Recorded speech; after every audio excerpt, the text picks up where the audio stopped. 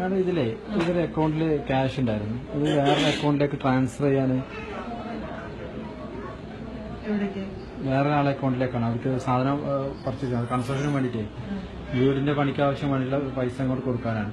അപ്പൊ അവരുടെ അക്കൗണ്ടിലേക്ക് കൊടുക്കാൻ പറഞ്ഞു. അപ്പൊ അവരൊരു എഗ്രിമെന്റ് എന്താന്ന് വെച്ചാല് ഇയാളുടെ അക്കൗണ്ടില് 49,000 വെച്ചിട്ടാണ് ഇയാൾ പൈസ അടച്ചത്. അത് എൻക്വയറിക്ക് വരുന്നതാണ്. ഫണ്ട് എന്തിന്റെ ഫണ്ടാന്നുള്ളത് അറിയുന്നത്. അതാണ് നമുക്ക് അറിയേണ്ടത്. ഫണ്ട് എന്തിനാന്ന് ഇയാൾ എടുത്ത് വിഡ്രോ ചെയ്യുന്നോ? ഇയാൾ ടാക്സി ഡ്രൈവറാന്ന് പറയാം.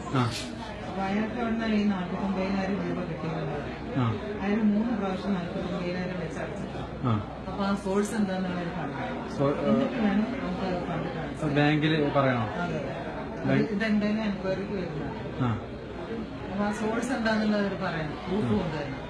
ഒരു വേണം കന്നുകാലിനെ വിറ്റതാന്ന് പറഞ്ഞു. അപ്പൊ അതിന്റെ റെസിറ്റ് കൊണ്ടുവരാം. വിറ്റാണെങ്കിൽ കന്നുകാലിനെ പുറത്തേക്ക് വിറ്റാൽ റെസിറ്റ് കിട്ടുമോ? ആരൊക്കെ കൊടുത്തുവെച്ചാൽ അവരുടെ റെസിറ്റ് വാങ്ങിക്കാം. മാർക്കറ്റിൽ കൊടുക്കുന്നല്ലേ സാറേ? മാർക്കറ്റിൽ കൊടുക്കുന്നല്ലേ? എന്നാലും ഉണ്ടാവില്ലേ? ഇല്ല, ഇത് പറഞ്ഞാൽ നോർമലായിട്ട് നമ്മൾ ഒരു നാട്ടിലൊരാൾക്ക് എന്തായാലും ഉണ്ടാവില്ലേ? അത് ഈ നാട്ടിൽ ഇറച്ചി കച്ചവടക്കാർ വാങ്ങിക്കുന്ന അവർക്ക് ഇങ്ങനെ റെസീറ്റ് ഉണ്ടാവും.